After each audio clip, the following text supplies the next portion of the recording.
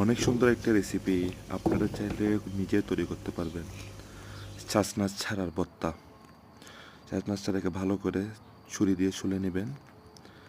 তারপর সেটাকে ভালো করে সিদ্ধ করবেন। সিদ্ধ করার পরে চাষনাচ ছাড়ার রসগুলা নেবেন আর ছালগুলো ফেলে দিবেন। তারপরে হচ্ছে আপনার দেখেন ভালোভাবে আস্তে করেছেন। তারপর 2 টুকরো মাছ ভাজি করবেন ভালো করে। তারপর মাছের কাঁটাগুলো ভালোভাবে ফেলে দিবেন। তারপর দেখেন ভালোভাবে, তারপর পেঁয়াজ, আদা, রসুন, কাঁচামরিচ ভালো করে তেলের মধ্যে লাল লাল করে ফ্রাই করে ফেলবেন। তারপরে মাছ আর ওই ছাসনার বিচিগুলো একসাথে দিবেন। দেওয়ার পরে ভালোভাবে দেখেন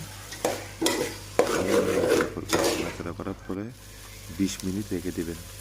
তারপরে ধনিয়া পাতা দিবেন ওপরে। ধনিয়া পাতা দেওয়ার পরে আরও 5 মিনিট রেখে দিবেন। রেখে দেওয়ার পর হয়ে গেল আপনার রেসিপি। দেখেন দেখতে কীরকম হয়েছে, দেখছেন।